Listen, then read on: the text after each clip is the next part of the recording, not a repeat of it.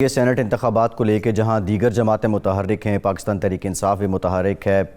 پشاور میں وزیر اعظم صاحب نے ملاقات کی گزشتہ روز، 20 اراکین وہاں سے غائب تھے۔ پھر یار محمد رند صاحب کا بیان بھی سامنے آیا۔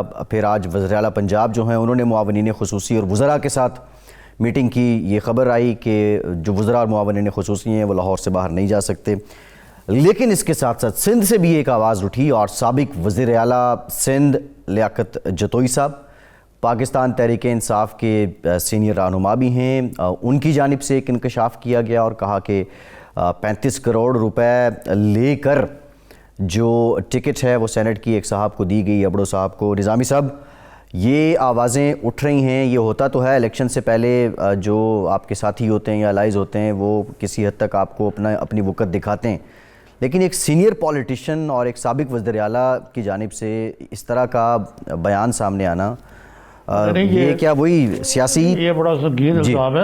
جی نہیں، یہ بڑا سنگین الزام ہے، اس کی ٹائمنگ بڑی سیریس ہے، کیونکہ سینٹ کے طریقے انتخاب کو بدلنے کی حکومت پوری کوشش کر رہی ہے، جدوجہد کر رہی ہے قانونی اور آئینی طریقوں سے۔ اس میں ان کا عمران خان کا استدلال یہی ہے کہ کرپشن کو روکنے کے لیے سینٹ کے الیکشن کے موقع پہ ایسا کیا جا رہا ہے۔ لیکن اگر یہ بات جتوئی صاحب سے پوچھتے ہیں کہ وہ کیا کہتے ہیں۔ جتوئی صاحب السلام علیکم۔ وعلیکم السلام۔ آپ نے کس کانٹیکسٹ میں انکشاف کیا؟ بس میں تو یہ سیدھی سی بات کرنا چاہ رہا ہوں، عرب نظامی صاحب آپ مجھے جانتے ہیں، میں خامخواہ نہ کسی پہ کبھی الزام لگاتا ہوں، نہ کبھی میں اس طرح سے کبھی کسی چینل پہ آیا ہوں تو آپ کا نام سنا تو میں نے کہا بڑی پرانی وابستگی ہے، وہ میں انکار نہیں کر سکتا۔ دیکھیں نا، میں یہ کہنا چاہتا ہوں، نہیں جی، میں یہ کہنا چاہ رہا ہوں کہ میں یہ کہنا چاہ رہا تھا کہ دیکھیں کس بنیاد پہ، کس میرٹ پہ ایک آدمی 6 مہینے پہلے ہماری پارٹی میں آیا اور اس کو پیراشوٹ کے ذریعے لے کے آ کے اس طرح سے اس کو دیکھیں نا، سندھ میں نہ پارلیمانی بورڈ بنا، نہ کسی کی اپلیکیشنز کہیں، نہ کسی سے کوئی ڈسکشن ہوئی۔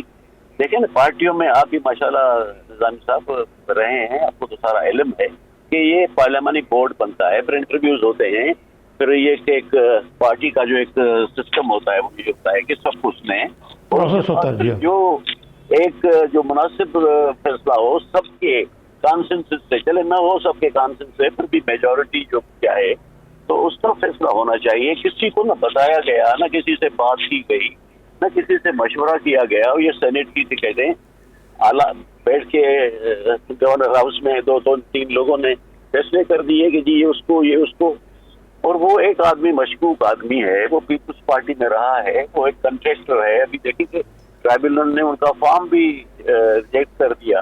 تو میں یہ کہتا ہوں کہ 3 آدمی بیٹھ کے سندھ کے فیصلے کرے اور ہم سے پوچھا نہ جائے تو یہ ایک کون سے 3 آدمی ہیں جتوئی صاحب؟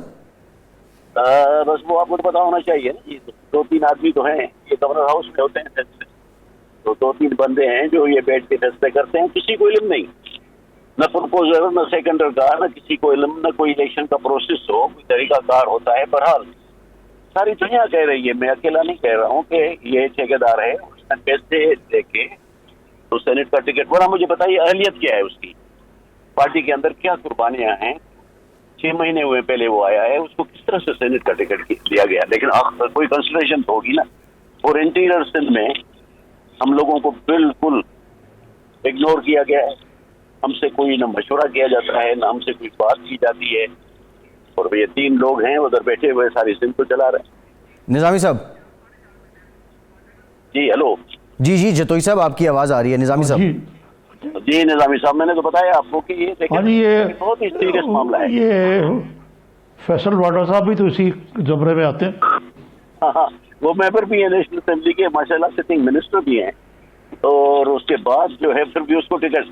میں یہ کہتا ہوں کہ دیکھیں یہ نہیں ہے کہ بھی کراچی بھی ہمارا حصہ ہے اس کا، لیکن ہر چیز کراچی والوں کے لیے عزت اور احترام ہے، لیکن ہم سے مشورہ تو کیا جاتا، ہم سے پوچھا جاتا، کیونکہ یہ ڈیزرو نہیں کرتے ہم لوگ کہ یہ ٹکٹ جو ہے وہ کسی انٹیریئر کے بندے۔ جتوئی صاحب، شہباز گل صاحب کی سٹیٹمنٹ آئی ہے کہ آپ اپنے الزام کا ثبوت دیں کہ کس نے 35 کروڑ روپے لیے ہیں، اور اگر آپ نے ثبوت نہ دیا تو پارٹی آپ کے خلاف سخت ایکشن لے گی. تو آپ کہہ رہے ہیں کہ عبڑو صاحب کو 35 کروڑ کے عوض ٹکٹ دی گئی, کس نے لیے ہیں پیسے؟ یہ پارٹی بھی پوچھ رہی ہے. مجھے یہ پتا نہیں ہے, لیکن دیکھیں نا بھلی مجھ سے میرے خلاف ایکشن لے, میرا کیا ایکشن لے گی؟ میں ایک سیدھا سا آدمی ہوں, میں ایک ورکر آدمی ہوں, میرا ایکشن بھلی لے, لیکن JIG کریں نا, JIG کروائیں. بندہ ہو ہمارا ہو, ایک بھلی ان کا کوئی آدمی بیٹھے JIG کروائیں, 5 منٹ میں فٹافٹ سے بیٹھے ہیں کہاں ملے, میرے خلاف کے ایکشن لے لیں. میں حقیقت ساری دنیا کہہ رہی ہے, میں اکیلا آدمی نہیں ہوں. یہ آپ دیکھیں آج اینکر تو دیکھتے ہیں, کوئی میں نے خود سنا ہے کہ کیا کیا باتیں لوگ کر رہے ہیں, ہر آدمی بول رہے ہیں. میں سب کو نہیں, اگر مجھ پہ ایکشن لینا ہے بسم اللہ, ہم تیار ہیں.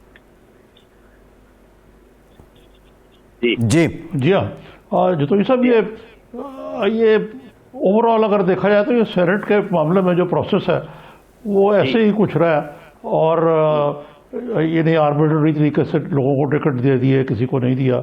پھر دوسرا یہ ہے کہ پارٹی کے حالات جو ہیں وہ عجیب ہیں کہ پرائم منسٹر صاحب پشاور گئے, 20 MNAs اور MPs غیر حاضر تھے, اور سردار محمد رند جن کا تعلق بلوچستان سے ہے, وہ کوارڈینیشن کے وزیر بھی ہیں وفاقی سطح پر, اور اس کے ساتھ صوبے میں بھی وزیر ہیں. وہ کہتے ہیں مجھے 5 منٹ جو ہے وہ پرائم منسٹر سے نصیب نہیں ہوتے. تو یہ اس قسم کی چیزوں سے تو ڈی مورلائزیشن پیدا ہوتی ہے ایک حکومت کے اندر اور ایک پارٹی کے اندر, بالخصوص جو رشتہ دار ہو, کہ جو اعلیٰ عہدیدار ہیں وہ مل نہیں پاتا. جی دیکھیں, میں تو فرمائیے دیتا ہوں کہ دیکھیں پارٹی کو ساتھ لے آتے ہیں, اچھے لوگوں کو ساتھ لے آئے, وہ ان کے ساتھ بیٹھے ہیں, ان کو پارٹی کے جو معاملات ہیں ان میں مشورہ کیا جائے, ان سے بیٹھ کے ایک طریقہ کار لائن آف ایکشن بنایا گیا ہے تاکہ آپ لوگوں تک ڈلیور تو کر سکیں. دیکھیں نا, اگر 4-5 لوگ بیٹھ کے یہ فیصلے کریں گے تو اس کا اثر یہی دیکھیں نا, بس مجھے بتا رہے ہیں, مجھے پتا نہیں کہ 20 لوگ نہیں آئے. جی ٹھیک ہے. آج ہی یہ خبر آئی ہے کہ جو فورن ڈائریکٹ انویسٹمنٹ ہے, یعنی کہ جس کو براہ راست غیر ملکی سرمایہ کاری کہتے ہیں, اس میں 27% تک کمی ہوئی. اور بھی اعداد و شمار جس طرح حکومت ظاہر کر رہی ہے اس سے مختلف ہے. تو یہ ایک نظر تو آ رہا ہے, تھوڑا لوگ خیال یہ تھا کہ اکانومی پھر بھی کوئی ریوائول کے کچھ آثار نظر آ رہے ہیں, لیکن یہ جو آج جو فگر ہے اس سے تو لگتا ہے کہ یہ تو ڈاؤنورڈ سلائیڈ ابھی تک برقرار ہے. سر گزارش یہ ہے کہ PTI نے پہلے بڑی کوشش کری ایکسپورٹ بڑھانے کی, جب وہ ناکام ہوئے تو انہوں نے وہی کرا جو ان کو آتا ہے, اس پہ سیاست شروع کر دی اور ایک نیریٹو, ایک بیانیہ بنانا شروع کر دیا کہ ایکسپورٹ بڑھ رہی ہے. تو رزاق داؤد صاحب جو ہے وہ ہر مہینے ٹویٹ کر دیتے ہیں کہ الحمدللہ مبارک ہو ایکسپورٹرز کو, ہم نے اس مہینے لندن کے اندر انگلینڈ میں ریکارڈ ایکسپورٹ کر دی, کبھی ہم نے چیکوسلوواکیا میں جرابیں بہت زیادہ بھیج دیں, کبھی ہم نے چلی میں موزے زیادہ مطلب ٹی شرٹ زیادہ بھیج دیے. لیکن اگر آپ ٹوٹل ایکسپورٹس کا فگر دیکھیں تو اس سال بھی جو ہے وہ پچھلے سال کے مقابلے میں پہلے 7 مہینے کے مقابلے میں 3.5% کم ہے. اور جو ایکسپورٹ ہم چھوڑ کے گئے تھے 2017-18 میں 24.78 ارب ڈالر کی, اس ایکسپورٹ کو PTI 3 سال میں نہیں پہنچ سکی ہے, جبکہ 60%, 40% انہوں نے کرنسی ڈیویلیوشن کری ہے. تو جب آپ اپنی دکان کا مال 40% سستا دیں مگر پھر بھی اگر آپ سیلز نہ کر سکیں تو یہ کون سی اس میں شاباشی بنتی ہے. تو یہ نہ ایکسپورٹ بڑھا چکے ہیں, نہ انویسٹمنٹ بڑھ سکی ہے. اور اس کی وجہ یہ ہے کہ جس طریقے سے انہوں نے بجلی کی قیمتیں بڑھائی ہیں, جو 11 روپے کا یونٹ تھا وہ 24 روپے کا یونٹ بڑھایا, جس طریقے سے انہوں نے گیس کی قیمتیں بنائی ہیں, پھر انہوں نے وعدہ کیا تھا پورے پنجاب کے اور دوسرے دیگر جگہوں کے ایکسپورٹرز کو کہ ہم آپ کو گیس ایک فکس ریٹ میں دیں گے, وہ وعدے خلافی کری, گیس اس سے مہنگی دے رہے ہیں, آج گیس نہیں دے رہے, ان کی لوڈ شیڈنگ کری کراچی کے اندر اور دیگر جگہوں پہ. تو یہ کھلواڑ کرا ہوا ہے انہوں نے معیشت کے ساتھ, اور جتنا ڈیفیسٹ کر رہے ہیں, بجٹ ڈیفیسٹ جتنا کر رہے ہیں, ریکارڈ ہے 10,000 ارب روپے کا 3 سالوں میں انہوں نے بجٹ ڈیفیسٹ کر دیا. اور ایک آخری گزارش یہ کر دوں کہ یہ کہتے ہیں کہ ہم نے کرنٹ اکاؤنٹ ڈیفیسٹ کم کر دیا, یہ بات درست ہے, لیکن کس طرح کرا؟ 1 روپے کا ایکسپورٹ نہیں بڑھایا, صرف امپورٹ کم کرا. وہ ایسا کہنا ہے کہ میں اپنے بچوں کو اسکول سے نکال دوں اور آپ سے کہوں کہ دیکھیں نظامی صاحب میں نے گھر کے اخراجات کم کر دیے, بالکل صحیح ہے کہ میں نے گھر کے اخراجات کم کر دیے، لیکن جن بچوں کو میں نے اسکول سے نکال دیا، میرے بچوں کو، ان کا تو میں نے مستقبل تاریخ کر دیا. تو اس طرح یہ امپورٹ بند کر کے، انڈسٹریل امپورٹ بند کر کے، کارخانے بند کر کے، دوسری چیزیں کر امپورٹ کم کر رہے ہیں، بولتے ہیں کہ ہم نے اچھا کر لیا. معیشت جو ہے وہ منفی 0.4% لاسٹ ایئر تھی، اس سال 1.5% ہوگی. اب تک 40 لاکھ نوکریاں پی ٹی آئی کے زمانے میں، عمران خان جس دن سے حلف اٹھایا اس کے بعد سے 40 لاکھ نوکریاں جا چکی ہیں. 1 کروڑ لوگوں کو آپ خطۂ غربت سے نیچے بھیج چکے ہیں، اور پھر آپ کو 4 لنگر خانے کھول کے آپ اس پہ اترا رہے ہیں. مطلب میں سمجھتا ہوں کہ یہ بہت ہی زیادہ معیوب باتیں ہیں جو پی ٹی آئی کر رہا ہے.